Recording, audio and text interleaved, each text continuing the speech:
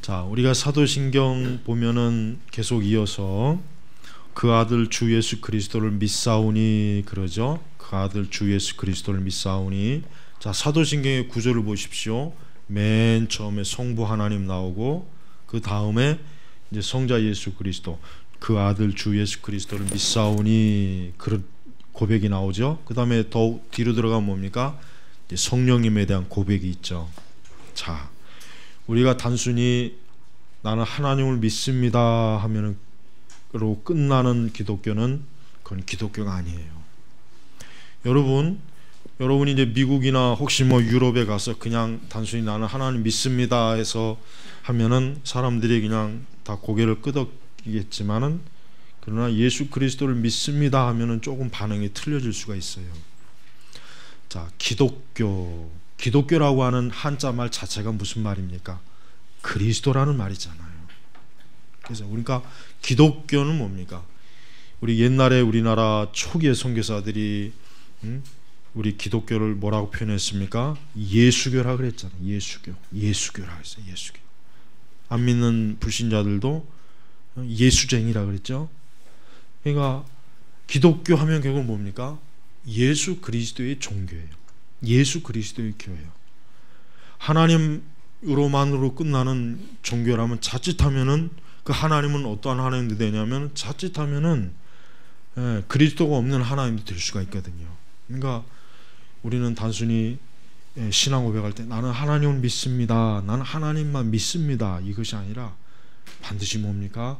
주 예수 그리스도. 그래서 여기서는 특별히 신앙 고백서에는 그 외아들 주 예수 그리스도를 믿사오니 그렇죠. 그 외아들. 자, 그냥 아들이 아니라 무슨 아들입니까? 독생자. 하나님은 여러 아들이 계신 것이 아니라 단 한 분의 아들, 독생자 예수 그리스도입니다. 그래서 우리는 예수님을 표현할 때 유일하신 아들, 유일하신 하나님의 아들로 표현할 수가 있어요. 예수님은 두 분이 아닌데 세 분도 아니고 다수가 있는 것이 아니라 뭡니까? 독생하신, 그러니까 하나님의 아들, 영원 전부터 하나님에게로부터 존재하시는, 영원 전부터 존재하시는 거룩하신 하나님이시. 우리는 예수님을 피조물로 보면 안 됩니다. 예수님을 피조물로 보면은 예수님에 대한 아주 큰 신성 모독이에요. 그건 아주 이단입니다. 예수님은 하나님의 아들이십니다. 그러나 하나님의 아들이시면서도 그분은 뭡니까? 사람이시죠. 그러니까 신성과 인성을 가지고 계셨죠. 이거는 우리가 예수님을 믿을 때 가장 기본적인 예수님에 대한 본질, 본질이에요. 본질. 예수님은 신성과 인성을 가지고 계신 분이죠. 자, 오늘 우리가 14절을 보니까 우리는 그 아들 안에서 구속고 죄 용서를 받았다.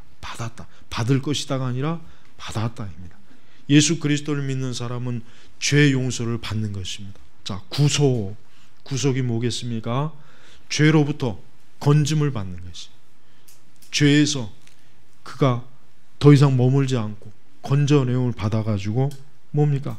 이제는 하나님의 것으로, 하나님의 소유로 이제 삼는 거예요. 그러니까 이것을 누가 할 수가 있습니까? 이걸 누가 하시는 겁니까? 예수님만이 하시는 거예요. 그래서 이 골로새서에도 보니까 우리는 그 아들 안에서 구속고 죄 용서를 받았다 그랬어요. 마리아를 통해서가 아닙니다. 다른 중보자가 없어요. 그 아들은 누굽니까? 예수님이에요. 다른 사람이 아니에요. 문선명도 아니고 이만희도 아니고 안상옥이도 아닙니다. 그 아들 안에서 구속, 그 죄 용서함을 받았다. 그래서 우리 기독교는 그리스도의 종교예요. 우리 기독교는 어디에 있으나 어딜 가나 항상 예수 그리스도의 이름을 높이고 예수 그리스도가 어떠한 분이시고 예수 그리스도를 믿음으로 사람들에게 구원의 요청을 할 수 있는 종교가 우리 기독교예요. 다른 종교는 예수님에 해당되는 구속주가 없어요. 구속자가 없어요. 중보자가 없습니다. 천주교가 예수님이 아닌 마리아를 자꾸 전면에 내세우는 것은 그래서 큰 오류예요. 분명히 우리는 그 아들 안에서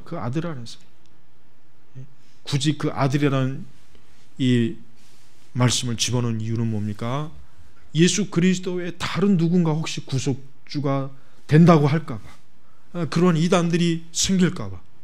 사실 이 말씀이 이렇게 들어가 있어도 사실 다른 이단들이 사실 얼마나 많이 있습니까? 자, 오직 그 아들 안에서 여러분의 신앙이 온전한 신앙인지 아닌지를 확인하려면 어떻게, 뭘 보면 알겠습니까? 내가 그 아들 안에서 구원받았는가? 죄 용서를 받았는가? 내가 그리스도를 믿어서 하나님의 자녀가 되었는가?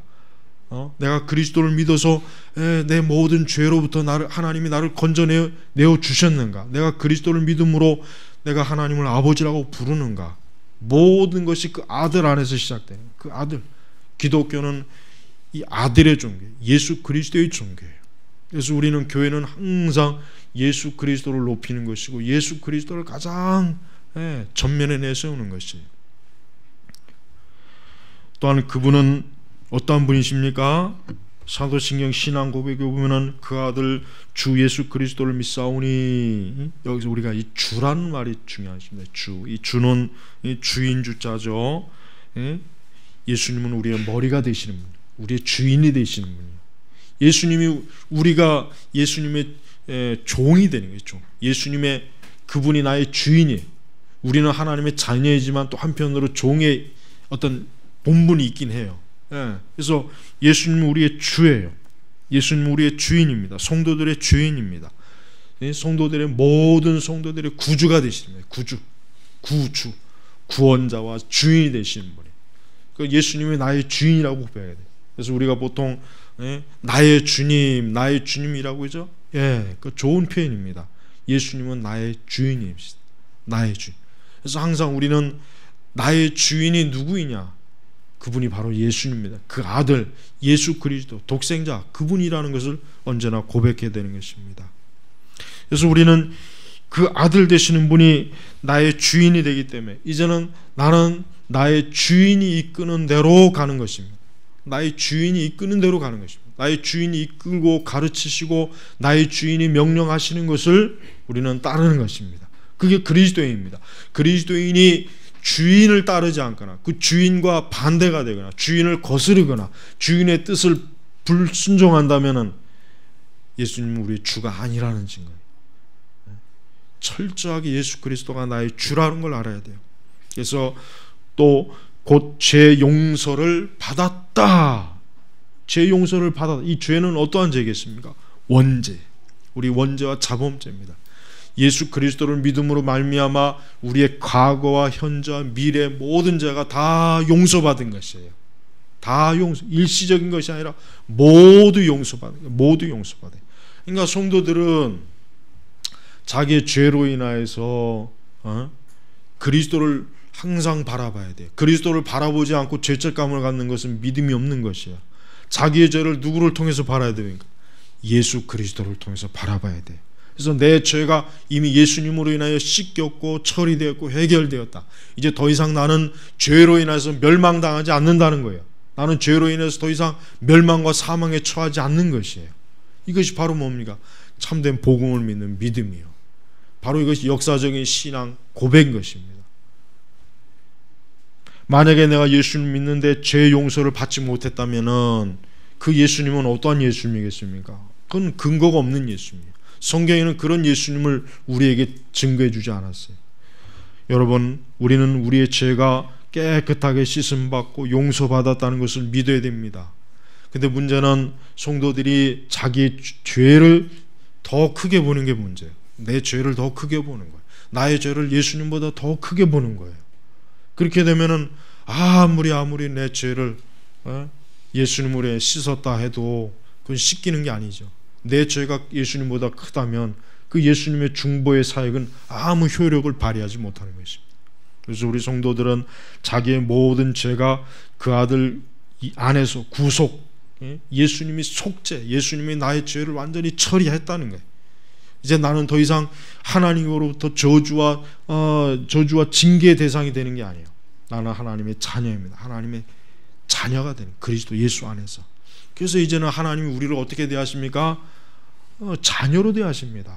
너는 내 것이다. 내 자녀다. 그래서 우리가 하나님을 아버지라고 부르는 것이죠. 자, 그 다음 보십시오. 15절에 보니까 그분은 보이지 않는 하나님의 형상이며 모든 피조물보다 먼저 나신 분이시다. 예수님의 신성을 의심하는 자들에게 바로 이 말씀은 결정적인 구절이에요. 모든 피조물보다 먼저 나신 분이시다. 그러면서 이는 하늘과 땅에 있는 모든 것들, 곧 보이는 것들과 보이지 않는 것들, 보좌들과 주권들과 통치들과 권세들이 그분 안에서 그 다음 창조되었기 때문이다. 자, 예수님의 신성을 여기서 볼 수가 있어요. 예수님은 단순히 사람이다. 그분은 좀 특별한 능력이 있는 분이다. 그분은 좀 특별한 어떤 놀라운 신성의 능력이 좀 보이는 분이다. 그 정도가 아닙니다. 창조되었기 때문에 그분 안에, 그 안에서 이 말은 뭡니까? 결국은 예수님께서 이 모든 것들을 창조하셨다는 거예요. 예수님. 그리고 만물이 그분으로 말미암아 그분을 위해 창조되었다. 또 두 번째 창조란 말이 또 나오죠. 자, 예수님의 신성을 증거하는 본문이, 증거 본문이 되는 거예요. 예수님의 신성을 의심하는 자들이 많았거든요. 예수님의 신성에 대해서 회의적으로 바라보는 사람들이 초대교회에도 많았어요. 지금도 있을 겁니다. 그러나 예수님은 신성의 능력을 가지고 창조, 모든 걸 만드신 거예요. 모든 피조물, 하늘과 땅에 있는 것들, 곧 보이는 것들과 보이지 않는 것들. 보이지 않는 것들은 뭡니까? 영적인 것, 천사들. 이것들까지도 다 누가? 예수 그리스도께서 만드신 거예요. 자, 예수님은 하나님의 아들의 이름입니다. 그러니까 예수라고 하는 말 자체는 하나님의 아들 이름이죠. 근데 그리스도는 뭡니까? 직분이에요. 직분. 그리스도는 직분이에요. 기름 부음 받은 자, 이 말 뜻이죠. 그러니까 주 예수 그리스도라고 하는 이 표현이라고 하는 것은 뭡니까? 결국은 기름 부음 받은 자 예수, 또 메시아 예수. 그래서 하나님의 아들 예수 그리스도는, 예수님은 하나님의 아들의 이름이 될 것이고 제 두 번째 인격이 될 것이고 인자가 되신 하나님이 될 것이고 십자가에 달리신 고난받으신 분이요 심판주요 구속자의 유일하신 분이요 창조주요, 또 이분은 뭡니까? 성육신하신 분이에요. 성육신하신. 그래서 15절에 그분은 보이지 않는 하나님의 형상이며, 하나님의 형상이요. 베드로가 하나님 보고 싶다고 하니까 네가 나를 그토록 오래도록 봤으면서 하나님을 보려고 하느냐, 이렇게 했잖아요. 그러니까 예수님 보는 것 자체가 뭡니까? 하나님을 사실 보는 거나 마찬가지인데 베드로는 그때까지도 그걸 잘 몰랐던 것이에요. 자, 여러분, 우리는 예수 그리스도께서 무엇을 행하셨는지 우리는 압니다. 우리가 복음서에 보면은 예수님은 어떠한 분이십니까? 무엇보다도 성육신하신 거예요. 이제 곧 12월 24일, 25일 이제 많은 교회에서 이제 성탄절을 할 겁니다. 예수님은 이 땅에 어떻게 오셨습니까? 그분은 성령의 능력으로 마리아에 잉태되어서 이 땅에 오셨습니다. 그분은 처녀의 몸에서 잉태되어 이 땅에 오신 것입니다. 예수님께서는 순전히 인간의 육신을 입고 연약한 인간으로 이 세상에 오신 하나님이세요. 그분은 하나님의 아들이세요. 또 그러면서도 그분이 하시는 일은 뭐겠습니까? 그분은 자기 백성을 구원하시기 위해서 이 땅에 오신 거예요. 그러니까 예수님이 오신 목적이 뭐예요? 창세전부터 하나님께서 택한 자기의 백성을 건져내시기 위해서, 아까 말한 구속의 사역을 하기 위해서, 사람들을 죄에서 용서하시고 그들을 건져내시고 그들을 구원하셔서 자기의 백성을 삼으시기 위해서 이 땅에 오신 거예요. 예수님이 오신 목적은 바로 이것입니다. 교회는 이 의미를 많이 가르치고 의미를 많이 설교하는 게 중요한 것이에요. 예수님 오신 날짜 자체가 중요한 건 아닙니다. 그러니까 성경에는 예수님 오신 날짜를 밝히지 않았어요. 얼마든지 밝힐 수 있었고 분명히 알았어요, 사도들도. 그러나 그것이 중요한 것이 아니라 예수님이 왜 오셨는가, 그분이 어떠한 분이신가. 여러분, 예수님이 이 세상에 평화를 주러 오신 분이 아닙니다. 예수님은 이 세상에 전쟁을 그치러 이 세상에 오신 게 아니에요. 예수님은 이 세상이 더 좋은 세상이 되게 하려고 오신 게 아니에요. 예수님은 왜 오셨습니까? 구속의 역할, 구속자로 오신 거, 구속. 단 그거 하나. 십자가에서 죽으셔서 그 보혈의 피로 하나님의 택자들의 죄를 다 씻어서 그 죄의 저주와 그 고통을 누가? 예수님 당신 자신이 십자가에서 다 감당하시는 거예요. 그것 때문에 예수님 오신 것이란 말이에요. 예수님.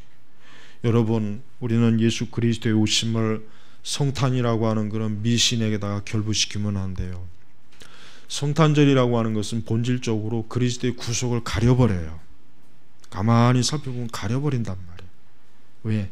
예수님의 탄생 그 자체는 집중할 필요가 없어요. 그렇게 중요한 건 아니에요. 중요한 건 예수님이 십자가에서 죽으신 거예요. 이게 사실은 사도들과 이게 사실은 신약 성경에서 가르쳐주고 싶은 건데, 근데 성탄절이라고 하는 것은 가만히 보면 예수님의 탄생에 집중을 시켜버려요. 물론 예수님이 탄생하신 거 좋아요. 기뻐요.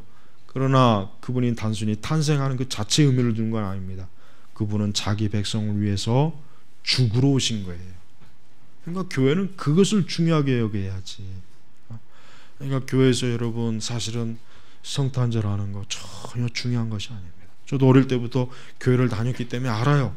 성탄절이 되면 교회에서 막 뭘 하고 그러나 그것들이 돌이켜보면은 나의 믿음, 내가 복음을 믿는 믿음에 그렇게 큰 역할을 한 게 없어요. 별로 기여한 게 없단 말이에요. 차라리 그리스도의 죽으심에 대해서 더 많은 말씀을 해줬더라면은 내가 복음을 더 일찍 깨닫고 더 예수님을 믿는 일에 더 온전했을 거란 그 생각밖에 안 드는 거예요. 우리는 예수님이 마리아를 통해서 성령으로 잉태되어서 오셨다는 정도만 알면 돼요. 그 위에는 뭡니까? 예수님이 어떠한 사역과 고난을 당하셨는지. 그러니까 여러분 복음서를 읽어보십시오. 예수님의 탄생에 대해서는 잠깐만 나오잖아요. 잠깐만 나온단 말이에요. 그 다음은 뭡니까? 거의 대부분이 예수님의 십자가에 달리신 그 사건이 거의 비중을 많이 차지해요. 여러분 절대로 예수님이 무엇 때문에 오셨는지 그걸 중요하게 여겨야 돼요. 여러분의 죄 때문에 오신 것입니다. 여러분의 죄를 속죄하시려고 오신 것입니다. 나를 사망과 저주에서 건져내시기 오신 것입니다. 그분은 또한 나를 하나님의 자녀로 만들어 주시기 위해서 오신 것입니다. 그래서 예수님은 지금도 창조주로서 그 권능과 권세를 가지고 세상 모든 만물을 지금도 다스리고 통치하시는 분이에요. 또한 그분은 모든 만물보다 먼저 계시고 만물은 그분과 함께 있는 것입니다. 그래서 예수 그리스도의 이 골로새서는 특별히 초반부부터 그리스도의 으뜸, 여기 보니까 표제에도 만물의 으뜸 대신 그리스도 이렇게 나오죠. 예수 그리스도의 우월성을 얘기하는 것입니다. 예수님은 피조물이 아니다. 예수님은 하나님이시다. 그분은 만물의 주인이시다. 만물의 창조주이다. 그분은 우리가 영광을 드리고 경배를 드릴 뿐이다. 그래서 사도신 신앙 고백에도 그 아들 주 예수 그리스도를 믿사오니 이 표현이 반드시 들어가야 될 이유가 여기 있는 것입니다. 여러분은 항상 누구에게든지 고백해야 돼. 능히 대답할 수 있어야 돼요. 나는 예수님을 믿는 사람입니다. 나는 예수 그리스도를 믿음으로 구원받은 사람입니다. 하나님의 자녀가 된 사람입니다. 예수 그리스도를 통해서 나는 죄를 씻음받고 더 이상 죄의 사망과 저주에 있지 않은 하나님의 거룩한 사람입니다. 이것을 고백해야 되는 거예요. 이거 바로 믿는 자의 정직하고 바른 고백이에요. 그러니까 그리스도인은 그 어떤 것보다도 예수 그리스도로 자기를 증명하는 거예요. 세상 사람들은 어디에 갔든지 당신 뭐 하는 사람이냐, 누구냐 했을 때 우리는 다른 걸 내세우질 않아요. 나는 학교를 어디 나왔습니다. 나는 직장이 어디입니다. 나는 그것이 아닙니다.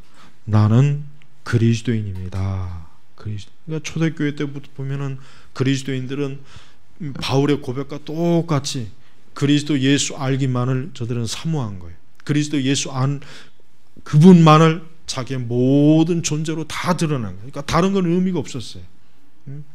그러나 과연 지금 우리 시대 그리스도인들은 정말 예수님을 그렇게 믿고 예수님을 그렇게 자기 존재를 증명하는데 예수님을 내세우지는 않잖아요.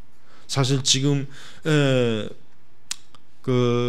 그리스도를 믿는 사람들이 대부분이 보면은 그리스도에 대한 철저한 충성된 믿음이 결여가 돼 있어요.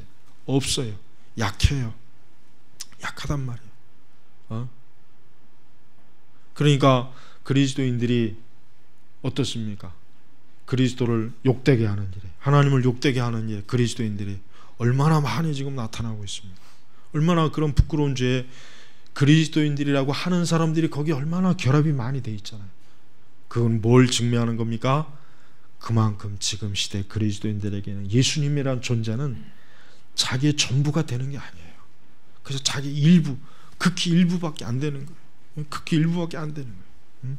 우리는 예수님이 구약시대 때부터 얼마나 하나님의 백성들에게 소망이 되어 있었는지 알아야 돼요. 자, 구약시대도 보십시오. 구약 전체에서 결국 얼마나 이스라엘 백성들이 메시아를 소망하고 사모했잖아요. 저들이 기다렸잖아요. 저들이 갈급했어요. 그런데 마침 때가 이제 정말 마침내 때가 되어서 그리스도 기름 부음 자가 확 나타났습니다. 근데 유대인들이 생각했던 그런 그리스도는 아니었어요. 더군다나 예수 그리스도 하나님의 아들이 어떻게 어린 시절을 보내고 어떻게 연약한 여인의 태에서 나올 수 있을까? 유대인들은 잘 이해를 못했던 것이에요. 저들은 알 수가 없었던 것이에요. 그것이 사실은 어떻게 보면 큰 장애물이요 걸림돌이긴 했습니다. 하지만 성령으로 인해서 참된 믿음을 가진 자들은 예수님이 어떠한 분이신지를 깨달았습니다. 알았습니다. 그래서 예수님이 아기였을 때 그 성전에서 두 사람만 겨우 예수님이 어떠한 분인지를 저들이 알아봤잖아요. 나머지는 몰랐어요. 나머지는 예수님이 그런 아기 예수, 그런 상상도 할 수 없는 것들이에요. 유대인들에게는. 지금까지도 유대인들은 메시아를 기다리는 이 정통파 유대인들은 지금도 메시아를 기다리죠. 그래서 그분이 오셔서 이스라엘을 온 나라의 전 세계 유일한 신정 국가로 만드셔서 세계 모든 민족과 나라를 통치하는 메시아 이름으로 통치하는, 그들은 지금도 그걸 꿈꾸고 있단 말이에요. 지금도. 하지만 성경에서 말하는 예수 그리스도는 그런 예수님이 아닙니다. 주님이 이제 오실 날이 이제 우리는 보통 멀지 않았다, 주님이 곧 가까이 임한다, 그런 말들을 많이 하겠죠. 많이 하겠지만은 그러나 예수 그리스도를 바르게 알지 못하고서는 예수님이 오심을 고대할 수 없습니다. 소망할 수 없습니다. 왜냐? 예수님이 두 번째 오실 때는 어떠한 분으로 오십니까? 심판해 주러 오신단 말이에요. 그러니까 사실은 우리 성도들도 주의 오심을 사모해야 되는 것은 맞지만, 그러나 그분 앞에 우리가 참으로 부끄럽지 않는, 수치를 당하지 아니한, 지난주 수요일날 설교했죠. 우리가 그분 앞에 영적으로 잠을 자는 모습을 보이지 않도록 하라 그랬잖아요. 깨어 있으라 그랬잖아요. 바로 우리는 예수님을 그와 같은 방식으로, 그와 같은 나의 영적인 올바른 태도를 가지고 예수님을 고대하고 사모하고 기다려야 되는 것이, 우리는 단순히 예수님이 기쁘다, 좋다, 예수님이 오셨구나, 이게 아닙니다. 이제 사실은 우리 그리스도인들은요, 주의 오심을 탄생하는 것보다는, 주님이 이 세상에 오신 것을 축하하는 것보다는 주의 재림을 사실은 고대하는, 두려워하는 마음으로 고대하고 기대하는 마음을 가지고 있어야 돼요. 이게 진정한 교회요 성도입니다. 지금 교회들은 헛된 것에 초점을 맞추고 있어요. 이미 예수님이 2000전에 오셨어요. 오신 거예요. 그분은 나의 죄를 이미 십자가에서 다 씻어 주셨어요. 그것으로 이제 된 것입니다. 이제는 뭘 소망해야 됩니까? 주의 오심을 소망해야 되는 거예요. 주님이 오실 때는 우리 믿는 모든 성도들에게는 참 기쁨의 날이요, 해방의 날이요, 영광의 날이요, 은혜의 날이 될 것입니다. 그러나 이 세상 나머지는 뭐가 되겠습니까? 심판의 날이 됩니다. 두려운 날이 됩니다. 여호와의 날이 됩니다. 그날은 선지자들이 예언한 것처럼 가장 무섭고 두려운 날이 되는 것이에요. 우리 성도들이 그걸 봐야 돼요. 우리는 지금 헛된 것에, 헛된 그 기념, 헛된 의식에 취해서 그렇게 춤을 출 때가 아니에요. 여러분, 올해가 얼마 남지 않았죠? 이거는 뭘 의미한 것입니까? 심판의 주를 맞이할 때가 또 더 가까이 온 거예요. 더 한 해가 가까이 온 거예요. 얼마나 이것이 우리가 영적으로 경계하고 경각심을 갖고 영적으로 깨어 있어야 된다는 걸 우리에게 말해주는 것이란 말이에요. 우리는 지금 세상 사람들 같이 연말이 되었구나, 연천이 되었구나 해가지고 마냥 이 세상의 그 묘한 분위기, 그 묘한 그 긴장을 풀어지게 하는, 죄를 짓게 하고 뭔가 쾌락적이고 정욕적인 걸 찾게 만들고 사람들과 즐기고 떠들게 만드는 그러한 것을 우리 철저하게 여러분 돌아서야 돼요. 그건 세상의 영이에요. 세상의 영이란 말이에요. 그게 바로 깨어있는 것입니다. 그 그리스도를 깨어있는 것입니다. 만물의 으뜸 되시는 예수님이 이 세상을 창조한 것처럼 이제 이 세상을 누가 심판하십니까? 예수님이 심판하십니다. 하나님이 심판하는 게 아니에요. 그거 알아야 돼요. 우리는 보통 하나님이 세상을 심판하신다 그러죠. 천만에요. 그 심판의 권한을 누구에게 주셨습니까? 예수님에게 줬단 말이에요. 계시록 읽어보면 다 나와요. 예수님에게 심판의 권세를 줬어요. 그러니까 예수님이 마지막에 이 세상을 심판하시는 것입니다. 아기 예수 찾지 말고 심판하실 예수님을 두려움으로 바라봐야 될 때예요. 지금 아기 예수 찾을 그때가 아니란 말이에요. 지금 말씀을 맺겠습니다. 그렇습니다. 그분은 만물보다 먼저 계시고 만물은 그분 안에 함께 서 있다. 그렇습니다. 이제 만물의 머리가 되시고 뜸이 되신 그분, 하나님의 아들 예수 그리스도가 장차 멀지 않아 영광스럽게 이 세상을 심판하러 올 것입니다.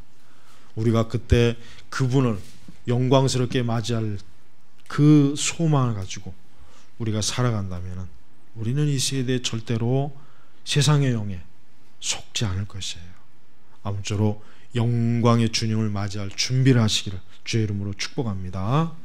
기도하겠습니다. 아버지 하나님 감사합니다. 우리가 신앙 고백할 때마다 그 아들 주 예수 그리스도를 믿사오니 하는 이 고백이 얼마나 참으로 인간이 다 설명하고 이해하게 할 수 있는 그런 정도가 안 되는 너무나 기쁜 진리와 놀라움이 가득한 것인 줄 압니다. 하지만 우리가 최선을 다해서 그 아들 주 예수 그리스도를 알기를 힘쓰고 그리스도를 아는 지식을 이제 내년에는 지금보다 더 많이 우리 선민교회 성도들이 알고 믿으면서 풍성하게 주님과 함께하고 교제하는 참으로 가장 복된 그리스도인들이 되게 하여 주시옵소서. 감사하며 우리 주 예수님의 이름으로 기도 올렸습니다. 아멘.